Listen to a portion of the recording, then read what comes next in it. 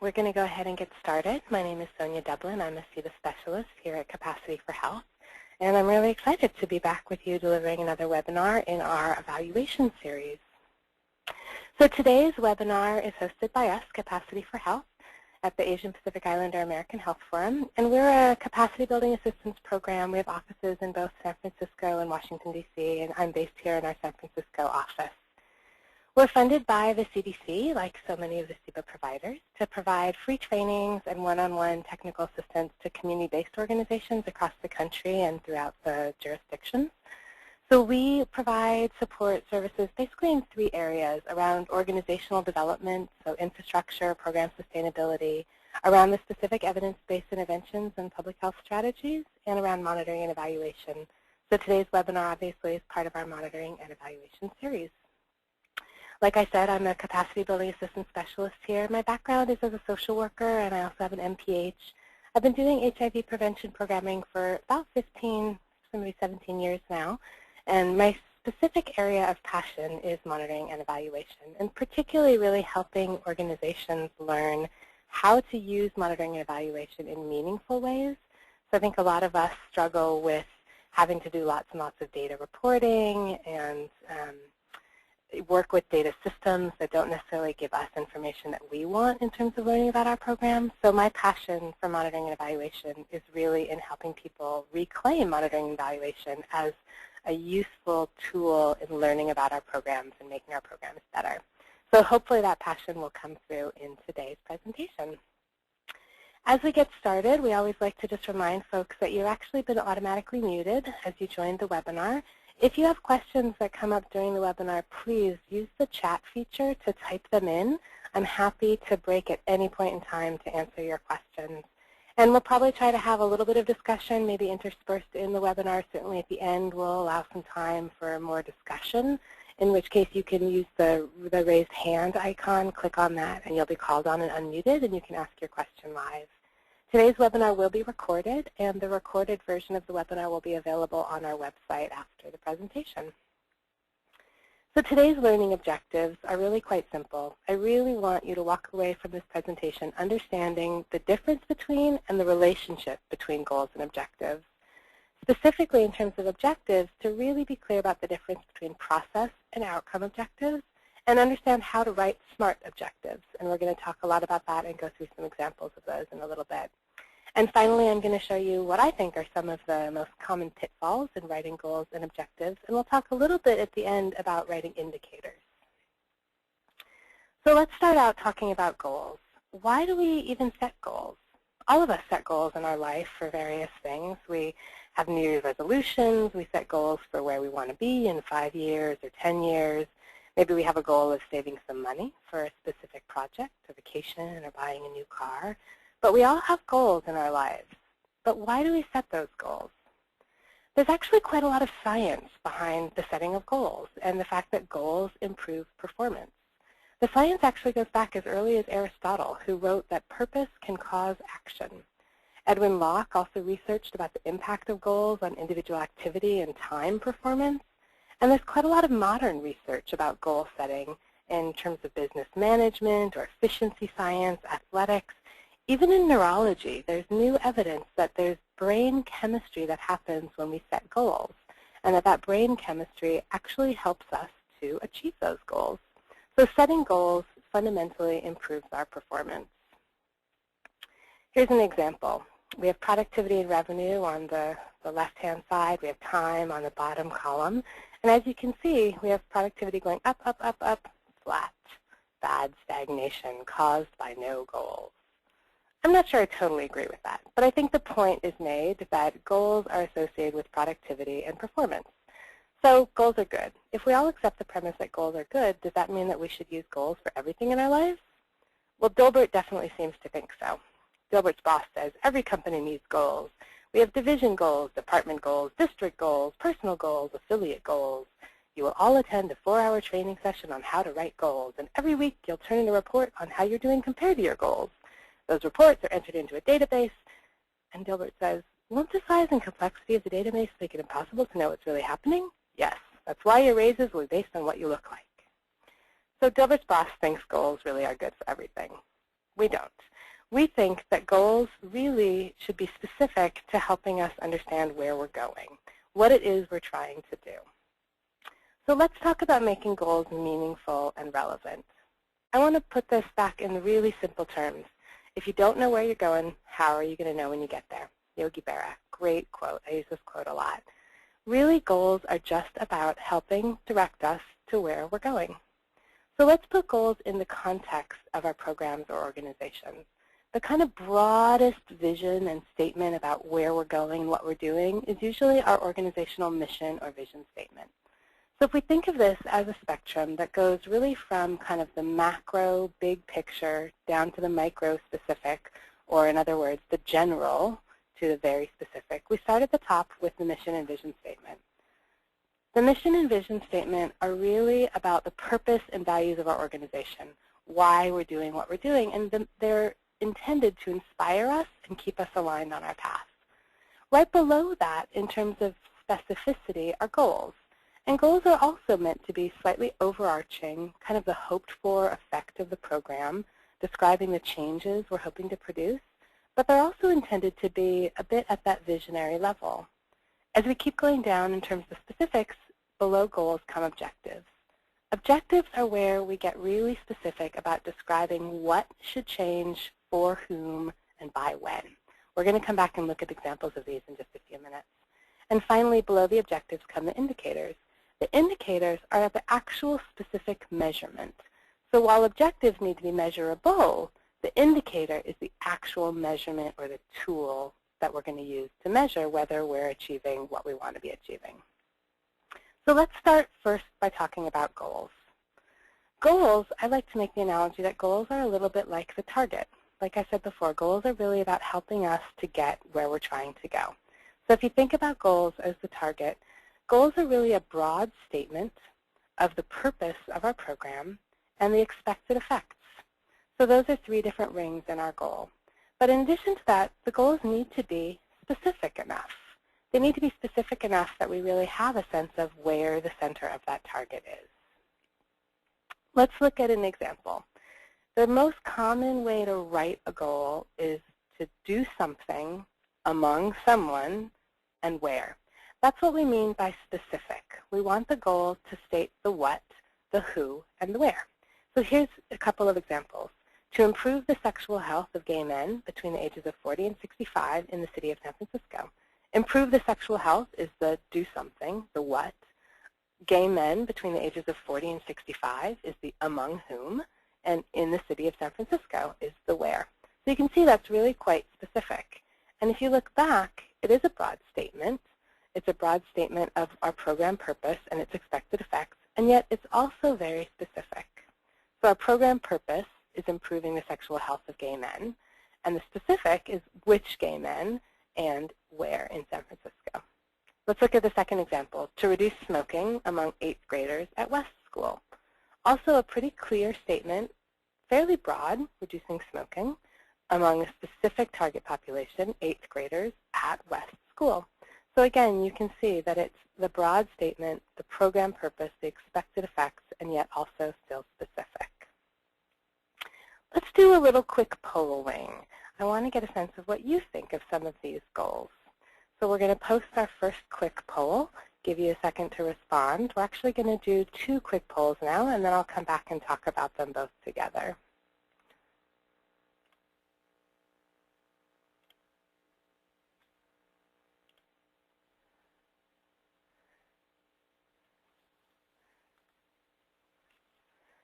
So our first quick poll. What do you think about this goal? What's missing from it? To increase knowledge about sexual and reproductive health in Mexico. Is it a broad statement? Does it have clear program purpose? Does it have clear expected effects? Is it specific?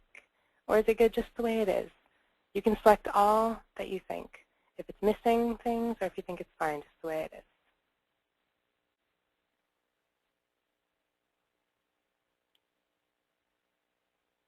So we're going to go ahead and close that poll.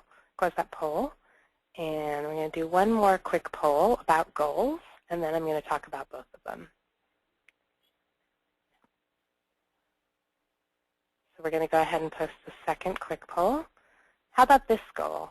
to change accepted norms in society. Is it broad? Does it have program purpose? Does it have clear expected effects? Is it specific? Is it good just the way it is? Again, select all that you think are true. To change accepted norms in society.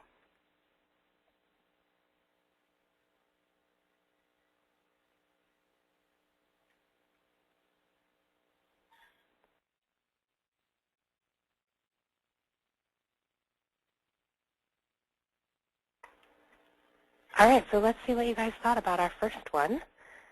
So we had a lot of people who thought that it's not clear on the program purpose, the expected effects, and it's definitely not specific.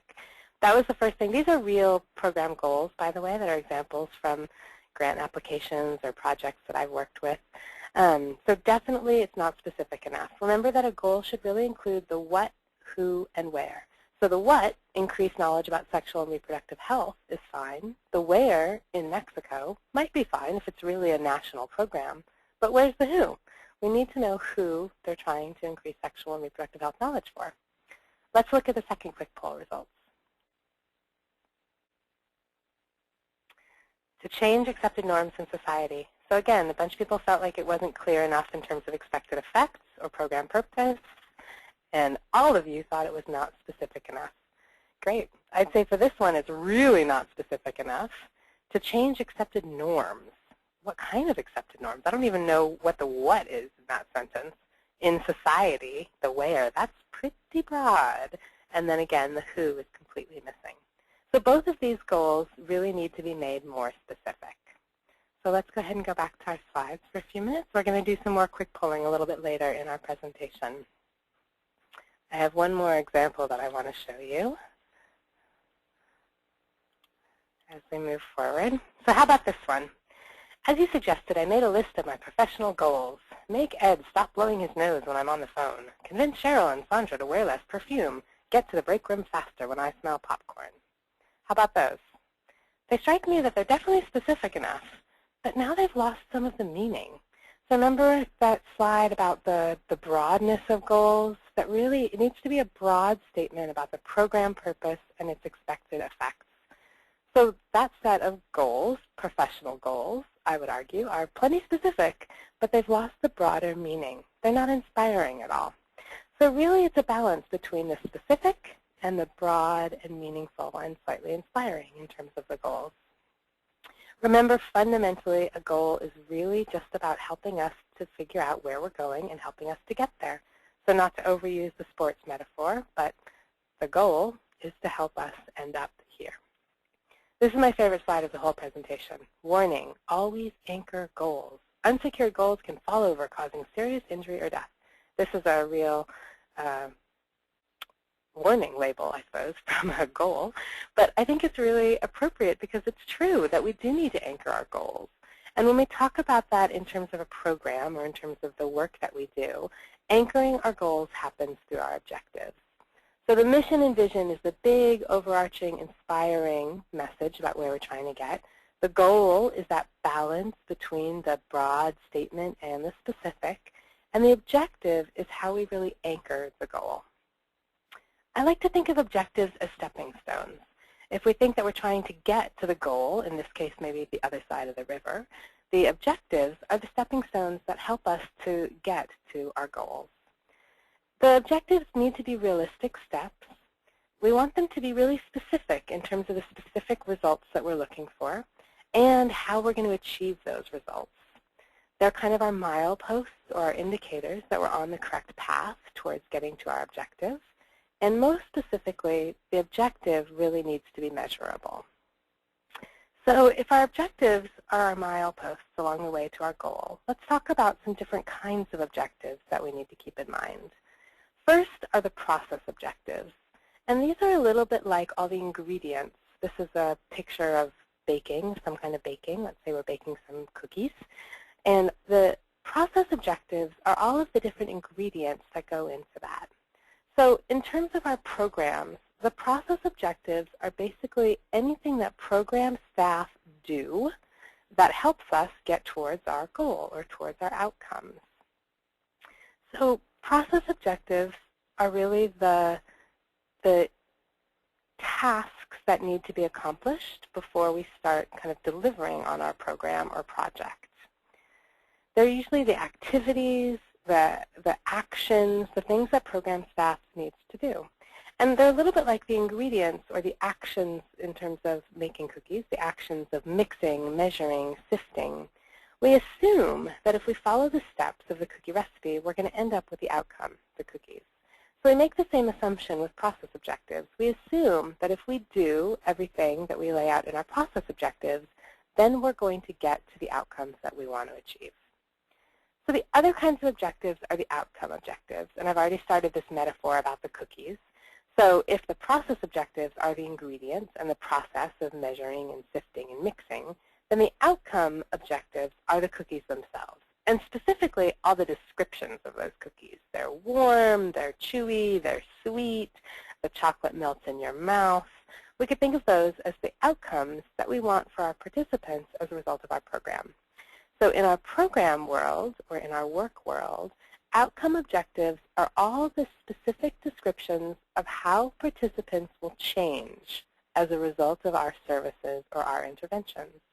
So process objectives being the things that we need to do, the things that staff do, the activities, the actions, and outcome objectives being the ways that participants change as a result of participating in our services or interventions. So any one specific goal is going to have multiple objectives. If you think back at the picture of the stepping stones, to get to that other side, to get to the goal of crossing the river, there was lots of stepping stones along the way. And most goals are going to have a mixture of both process and outcome objectives that are going to show us the way to where we want to be in terms of our goals. Outcome objectives can be at all different levels. They can be individual, they could be community level, they could be short-term or medium-term or long-term change. So there's a lot of variety within the types of outcome objectives. But fundamentally, they're all those stepping stones to get towards our goal. So let's look at a specific example. Here's a goal. Here's the goal that is the other side of the river. To improve the reproductive health of West Oakland teens. It's a pretty good goal. It's specific enough. It tells you who, West Oakland teens. It tells you what, the reproductive health. It tells you the what in terms of improving their reproductive health. And this goal is going to have a bunch of different objectives. Here's a sample or an example of 4 different objectives that could be related to that goal. The first 2 are the process objectives, the things that the program staff will need to do. The second 2 are the outcome objectives, the change that we want to see based on the program, the change for participants. So the first objective, by the end of the 2011 school year, program staff will teach a 12-session reproductive health curriculum to at least 6 classrooms at each of the 2 identified middle and high schools in West Oakland. Pretty specific. The second one, by the end of 2011, program staff will have developed and distributed reproductive health resource guide to teachers in each of the schools. So those are our process objectives, what the program staff are going to do as part of this program. This is a simplified example. Most programs are going to have more than 2 process objectives and probably more than 2 activities. But just for the sake of talking about an example, we've simplified this one a little bit. The third objective starts to move into the outcomes. So by the end of the school year, 80% of teachers who've had contact with program staff are going to report increased knowledge of adolescent reproductive health needs, rights, and available resources. And the fourth objective, also an outcome objective, is that by the end of the 12-week curriculum, 80% of the students are going to have improved knowledge about reproductive health. So you can see how if we do the activities in Objective 1 and Objective 2, we're hoping that we're going to have the outcomes of Objective 3 and Objective 4, and all of those steps are going to be leading us towards that goal of improving the reproductive health of our population, in this case, West Oakland teens. So what do you think about those objectives? Are they good objectives? Are they weak objectives? I've actually chosen here an example that I think are pretty good objectives. I don't think anything's perfect, but I'd say they're pretty strong. But why are they good objectives? I would say that they're actually really good objectives because they're SMART objectives. Many of you will probably have heard this term before. SMART is an acronym, S-M-A-R-T, and it's a way of talking about objectives that are specific. So what exactly are we doing for whom? Is it measurable, and can we measure it? Is it achievable? Can we get it done within the time frame, within the context of our program, within the political context of our community, with the amount of money we actually have from our funding? Is it relevant? So we can have lots of objectives that are good, that are well written, that are specific and measurable and achievable, but if they're not leading us in the direction of our goal, we could have stepping stones across the river that take us out into the middle of the river and then back. So they might be good, well written, but not taking us where we want to go. So that's what's important in terms of the relevance. And finally, time bound. When will we accomplish this objective? So that's what a SMART objective is. That's what the acronym SMART stands for. Specific, measurable, achievable, relevant, and time bound.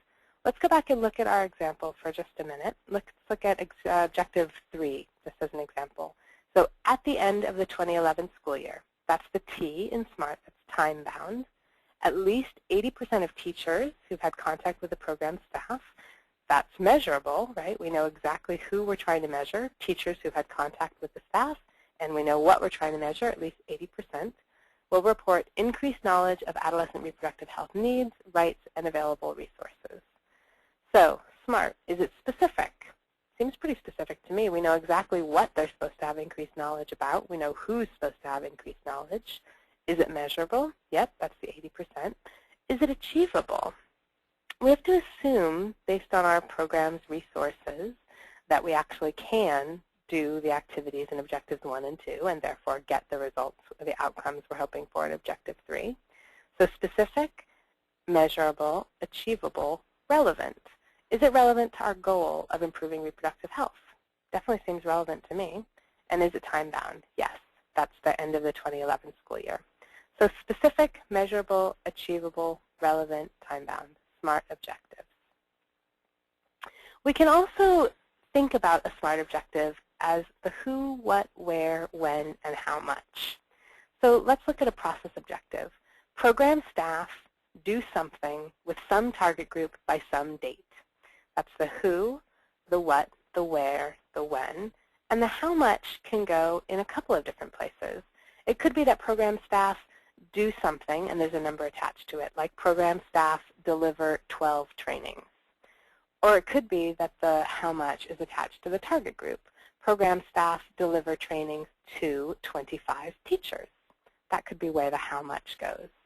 So this is a little bit formulaic, but it helps us to remember to keep our objectives SMART. Specific, measurable, achievable, relevant, and time-bound. Who, what, where, when, and how much. Let's look at an example of a process objective. Program staff will teach a 12-session reproductive health curriculum to at least 6 classrooms at each of the 2 identified middle and high schools in West Oakland by the end of the 2011 school year. So this is basically the process objective 1 from the goal that we were talking about previously. So the who is the program staff. The do something is that they teach. The how much, in this case, is they teach a 12-session reproductive health curriculum. With the target group is the 6 classrooms at each of the 2 schools. And the by some date is by the end of the 2011 school year. So who, what, where, when, and how much. This formula works just as well for outcome objectives. Outcome objectives, remember, are when the ways in which participants change as a result of our services. So some number of participants change in some way by some date. The who is the participants, also the where generally is the participants, the how much, and then the what is the change. There also can be and how much about the change, and then the when by some date. Who, where, what, when, how much. Let's look at an example of an outcome objective.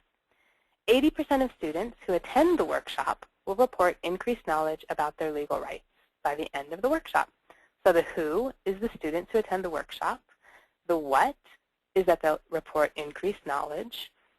In this case, the where is really sort of also the who. The students who attend the workshop is also the where. We could say 80% of students who attend the workshop in Los Angeles or who attend the workshop in New York if we have more than one workshop location. And the when is by the end of the workshop. And here the how much is 80% of students. So who, what, where, when, how much. That's another way of thinking about a SMART objective. Let's look at another way of formulating this. This is more for outcome objectives. We can think of phrasing them as by some date, whether that's weeks or sessions or age, some amount of time, by some point in time, a quantity, that's our how much, of the, and this is sort of our target population, who is it that we're serving with our services. We could be interested in individual level change, so we could be talking about clients or children, people that we're working with.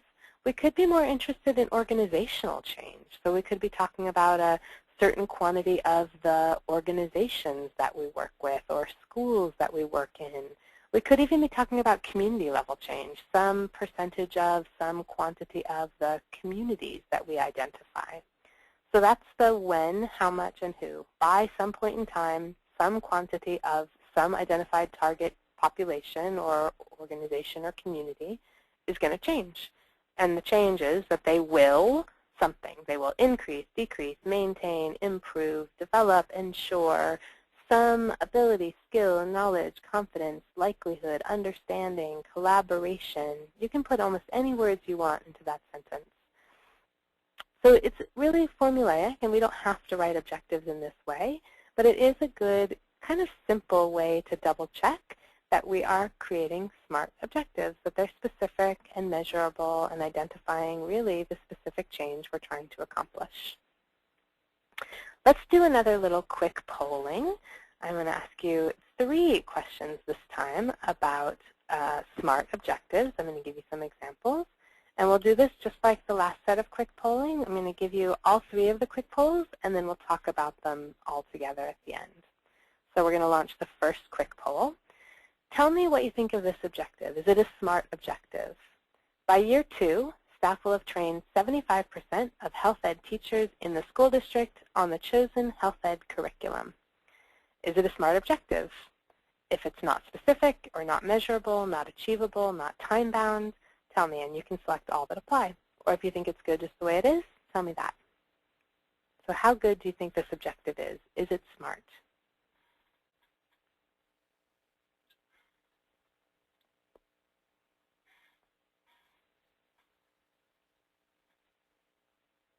I'm hearing that nobody's voting. I hope that you guys are still with me on our webinar. I'll go ahead and post a second quick poll anyway. Maybe you guys will tune back in if I give you a more interesting example. So here's our second objective. What is this one missing? Or is it a SMART objective? Increase the number of work sites that adopt heart-healthy insurance options. Is it specific, measurable, achievable, relevant, time-bound? Is it good just the way it is? Is it a SMART objective?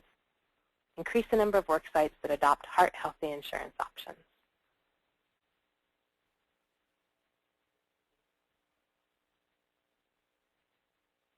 I'll give you just a second more to poll on that one, and then we're going to post our third and final quick poll. All right, here's our third objective. Train physicians on clinical practice guidelines. Tell me, is it SMART? Is it specific, measurable, achievable, relevant, time-bound? What is it missing? Or is it fine, just the way it is?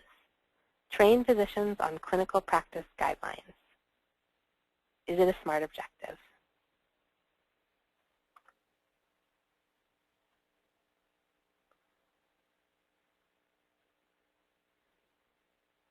All right, we're going to go ahead and close the poll, and I'll talk about them.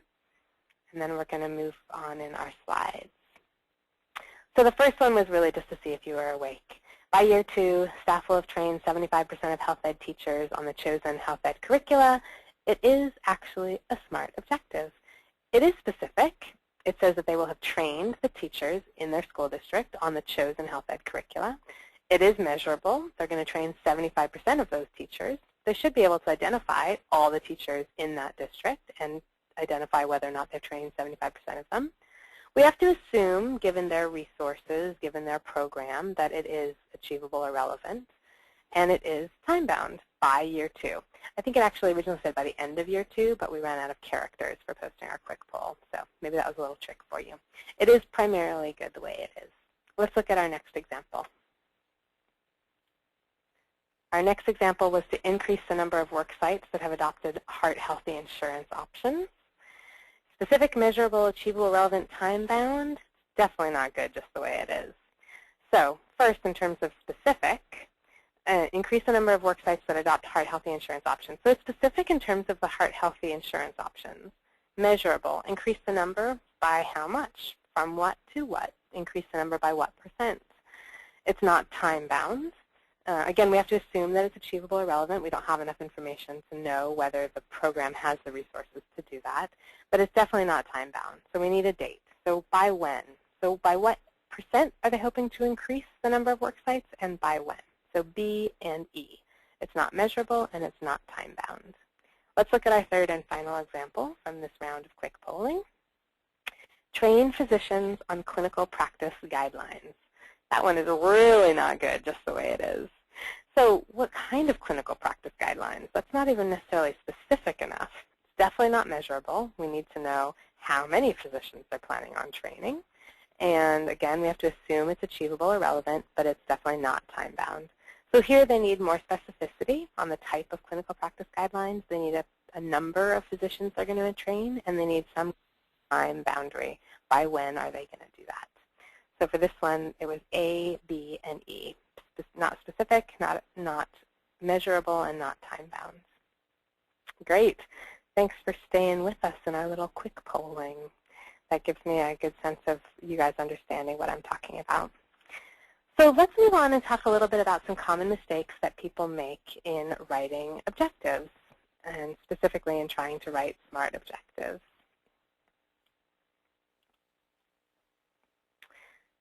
So here's one of my favorite and most common mistakes that I see a lot: combining the process and outcome objectives. So why is this a problem? Whoop, are my slides not up yet? Let's see. Sorry about that.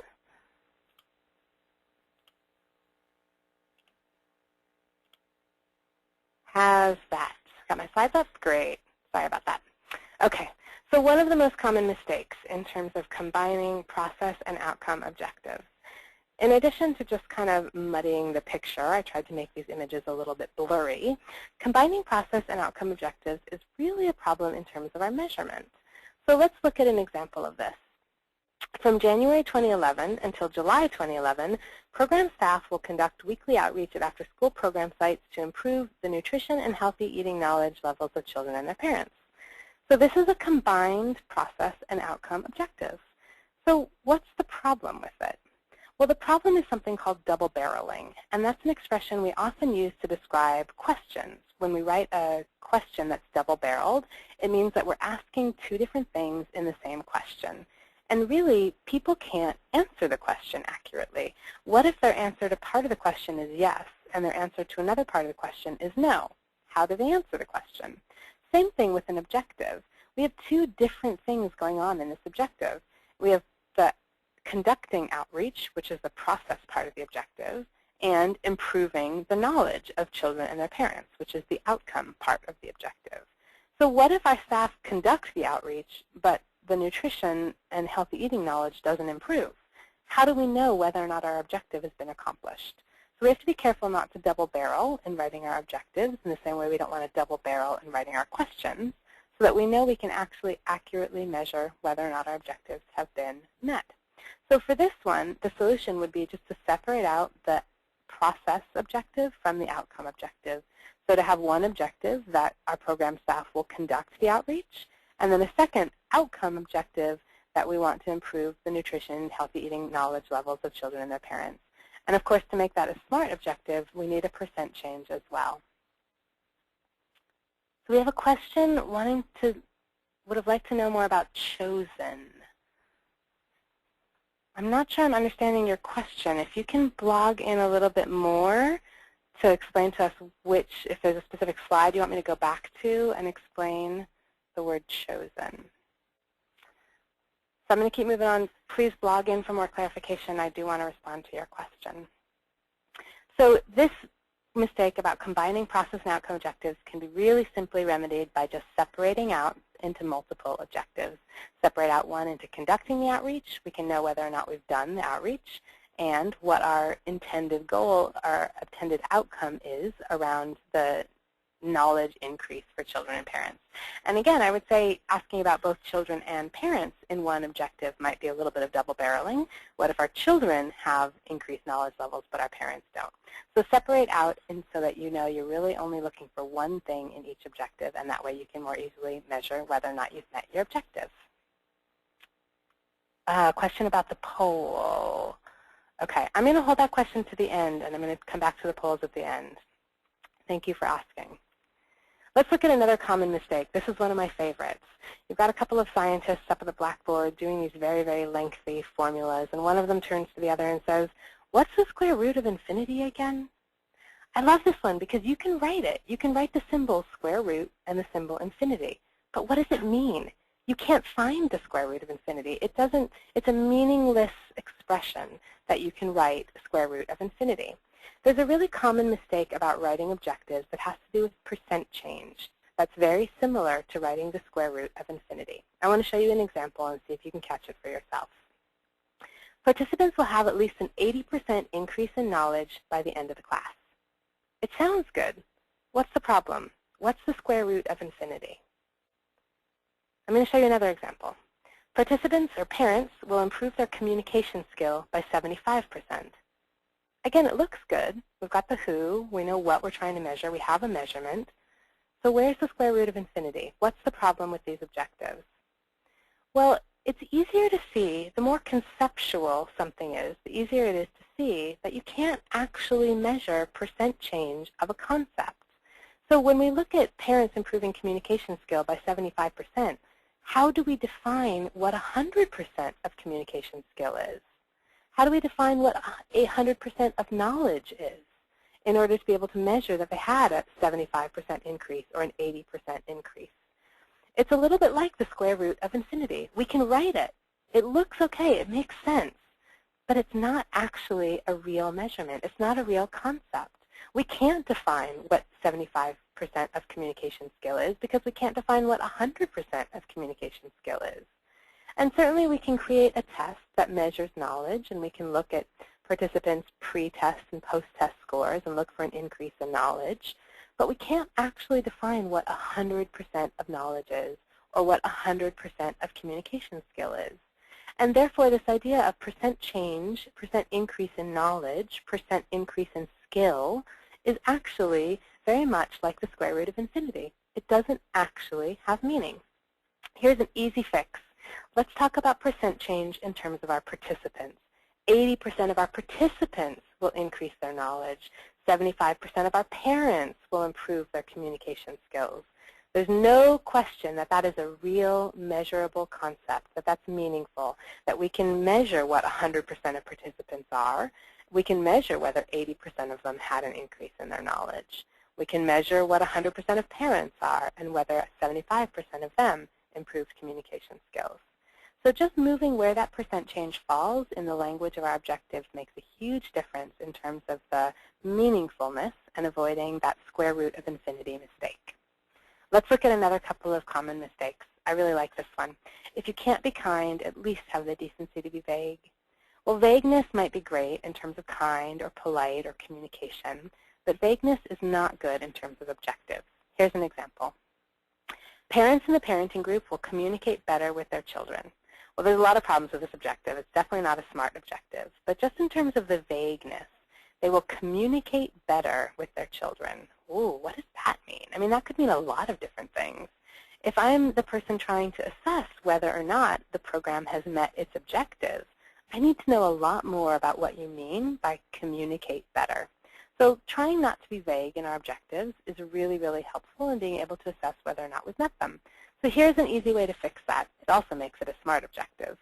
80% of parents will demonstrate increased use of verbal warnings with their children. Much more specific, we can create some kind of tool for an observation or a self-report form or a survey or an activity we do in a parenting group. We can create an instrument to measure this. Communicate better with their children? We could create an instrument that starts to approximate that. But the more specific we can be in our objectives, the more clearly we'll be able to assess whether or not we've met them. Let's look at one final mistake mistake, and this is my favorite. This is what I call the cat-lion mistake. So the picture here is of a cat and a magnifying glass. And when you look through the magnifying glass, all of a sudden the cat starts to look like a lion. This is a little bit the problem of what I call losing the forest, or losing the trees for the forest.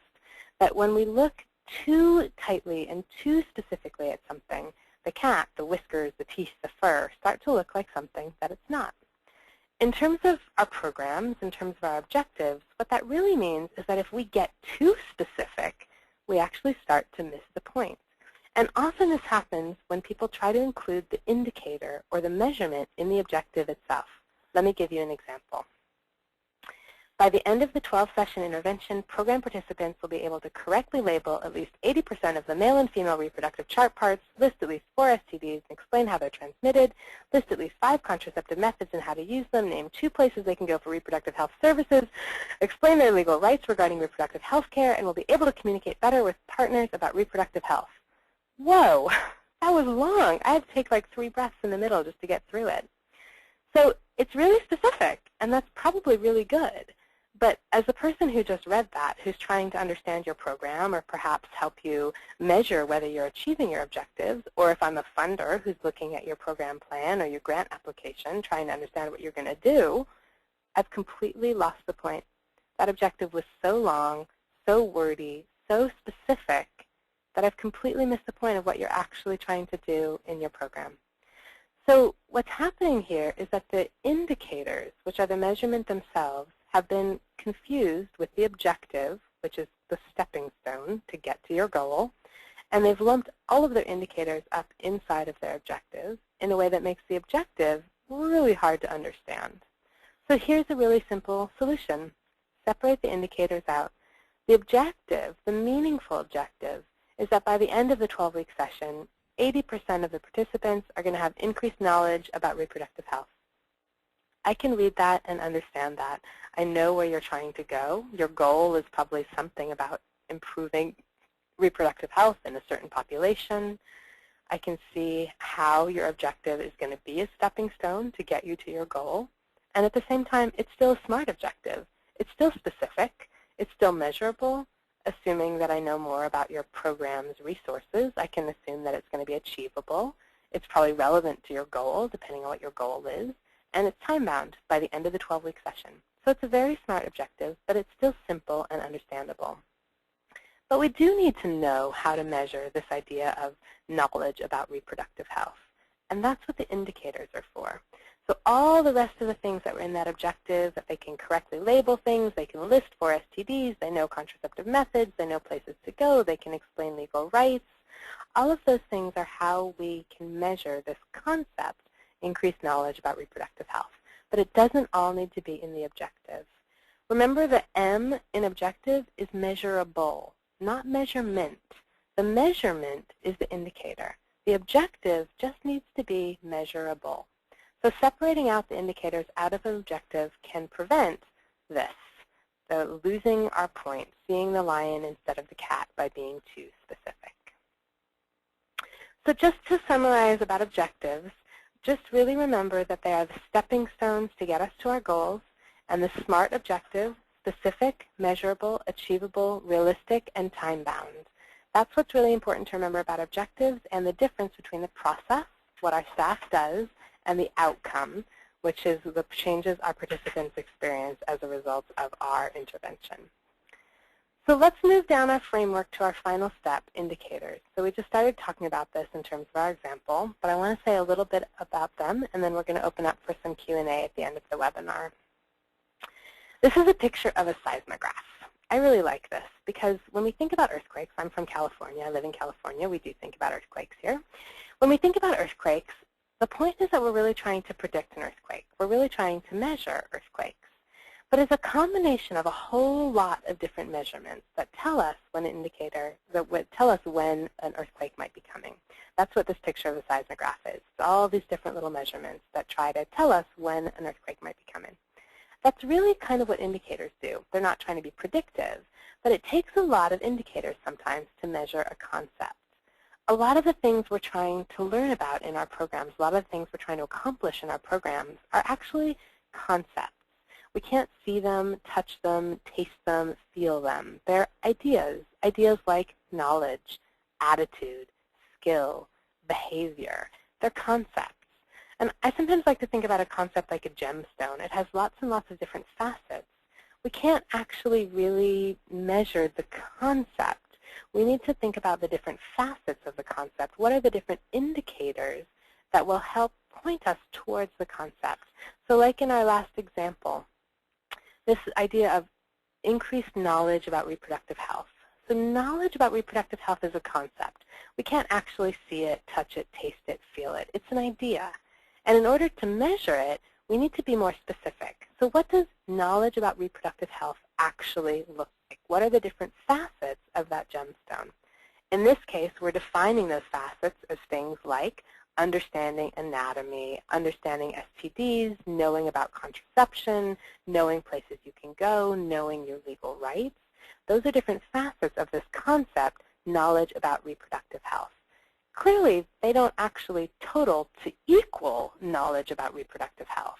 But we also don't want to make a list that's so exhaustive of 60 indicators because we really won't be able to measure them all. So we think about indicators as the ways that we can approximate the concept. Just like this seismograph, it's the different measurements that we need to include in order to be able to approximate the actual outcome that we're trying to measure. So really, mostly thinking about the spread from the macro and the general down to the more specific, I hope you can really see how all of those levels, the mission and vision, the goals, the objectives, the indicators, are really tied together. And it's about moving in a logical way from the most broad, inspiring, overarching, all the way down to the actual measurement. And I think what's really challenging often for people in goals and objectives is getting the right language and the right wording into the appropriate level. So just remembering that the goal is really intended to show us where we're going. It's that target. It's that broad statement of our program purpose and its expected results, but that's specific enough to show us where the center of the bullseye is. The objectives, both process and outcome objectives, are the stepping stones along the way. They help us measure our progress. They tell us that we're going in the right direction towards our goal. And they're the ones that need to be SMART: specific, measurable, achievable, relevant, and time-bound. They don't need to include the indicators, but the indicators are the actual measurements that will allow us to know whether we've reached our objective. So that concludes the content part of today's web presentation. We've got about 10 minutes left. I would love to open up the airwaves, the phone waves, for some discussion if people have specific questions. You're welcome to type them in your chat box. I will take a look at them and answer them as best I can. You're also welcome to click on the hand icon if you want to raise your hand. We can actually unmute you and you can ask your question live.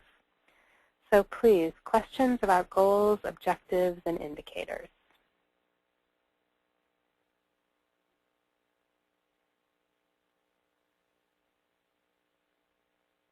Doesn't look like we have any questions.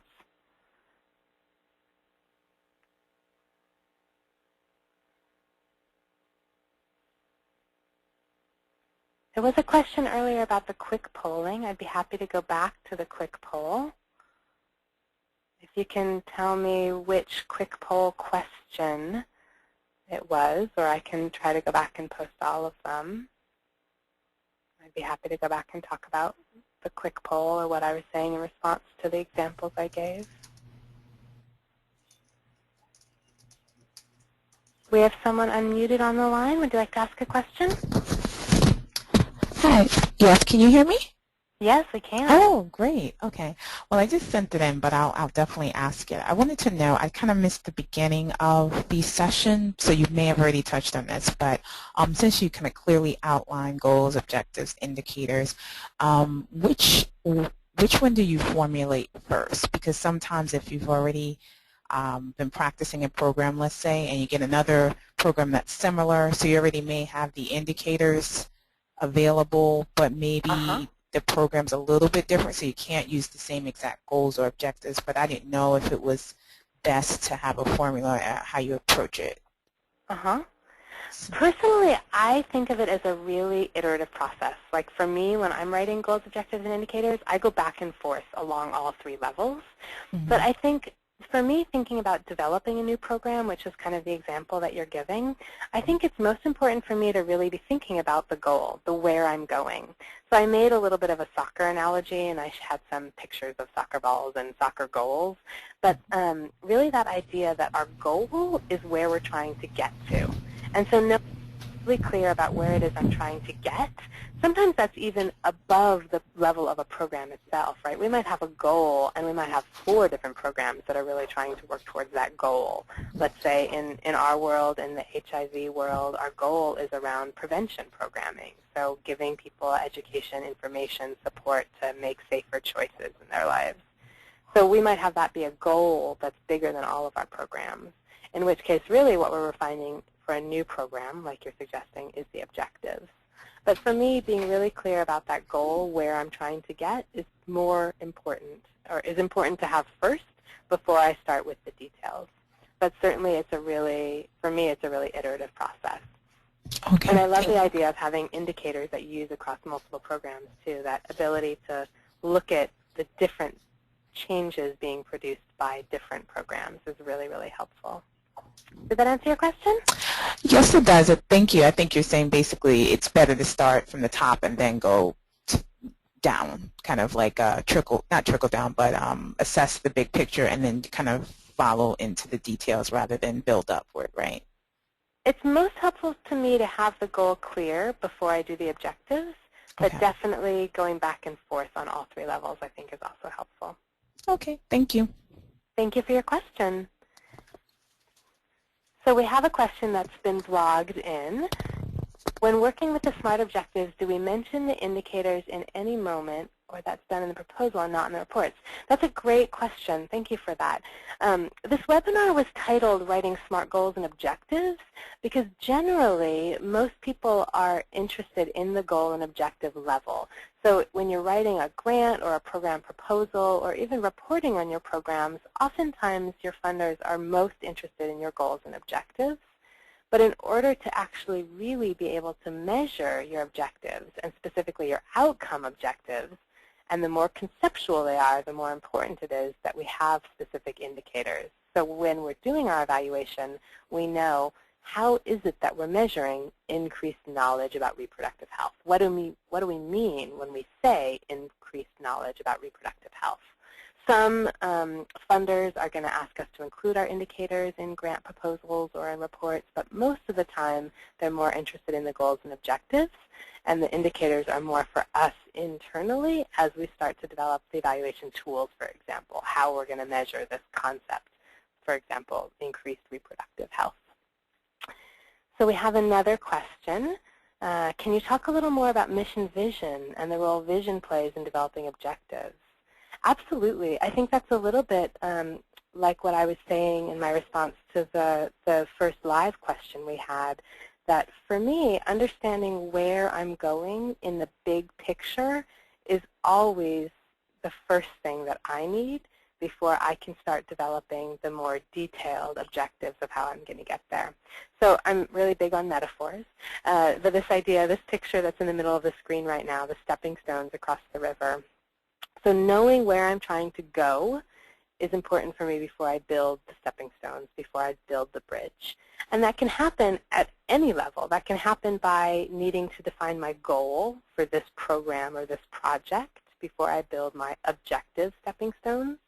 But for me, that also happens at the level of needing to understand the mission and vision of the organization before developing the program, which is really where the goal is. And people I've seen statements of direction of where some organization is trying to go that really could be interpreted as a mission vision statement or as a goal statement. And the common distinction that people use is that the mission and vision is really about an organizational level direction, whereas a goal is often more about the program level direction. Sometimes those things aren't different at all. Sometimes our programs are exactly 100% aligned with our mission and vision, and we don't have programs that differ, and so all of our programs share the same goal, which really is the same thing as our mission and vision. In that case, it's really just about the breadth of language, that the mission and vision is really the inspiration, and the goal, although it is still a broad statement, is more specific, so that, the goal is, what we're trying to accomplish, with whom, and where. Those are the three pieces of specificity that I was talking about in terms of goals. So again, I think the mission and vision really helps direct us to where we want to go. Our goals may be slightly smaller in terms of that framework that I was showing you, or if our programs are really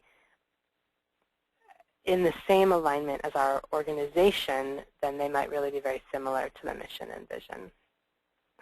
Okay, we have another question about the quick polling. Thank you for clarifying. Instead of the quick poll question, different agencies use the same concepts but different languages. Boy, do they ever. Engineering accreditation, for instance, call goals and your term objectives. Yes, they do. Are there ways to know how different granting agencies break this language down? Your approach resonates in your presentation is very lucid. Thanks. Thank you for the question. People use language so differently. I hear that all the time. And this idea that, the mission, the vision, the goals, the objectives, the indicators, people are using those words to refer to a lot of different things. I think most funders in the kind of health world and social service world really are on the same page about goals and objectives, and the idea that the goal is the broader statement that doesn't actually need to be as measurable, that is the more visionary. And the objective is where people really want the specific measurability.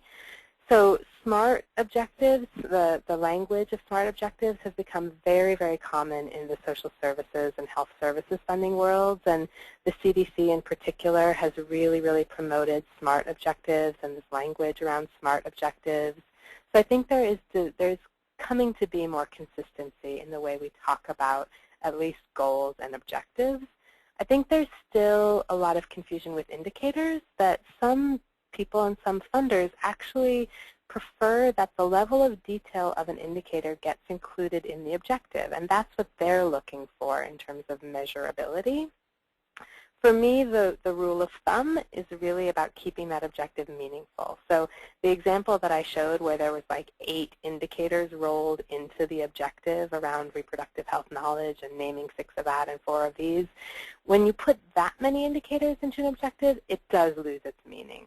And so while I think we can roll some indicators into our objectives, like you can have one indicator that is really the specific measurable, if there's multiple indicators, and again, the more conceptual the outcome is, the more indicators it takes, the more facets of that gemstone we need to measure, then the more we need to separate out the indicators from objectives. I think the best way to know what a specific funder wants is to look at their language and the way they are writing about it, and ideally if they even have resources where they can give some examples of what they consider to be a good objective or a good goal, then you can get a sense of where they're setting those different layers of the framework, the mission, vision, goal, objectives, and indicators in the way that we talked about. Wow, you guys have had great questions. We have about 1 more minute. Whole webinar on language use. Wow, that would be like a series of webinars.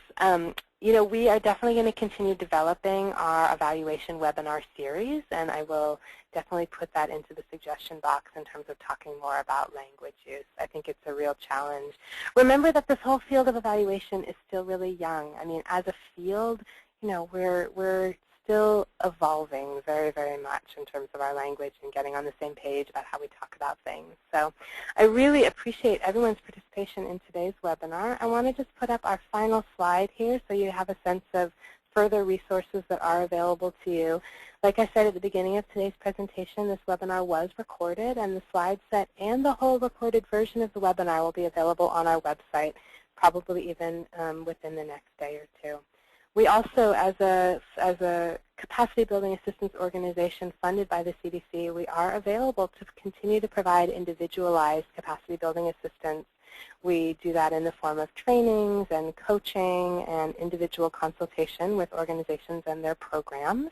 And if you're interested in further individualized capacity building assistance, please, you can take a look at our website in terms of the other services we offer, and feel free to contact me directly. Again, my name is Sonya Dublin. It's been a pleasure to have you all on today's webinar. Thank you so much for your attendance and your participation and your questions.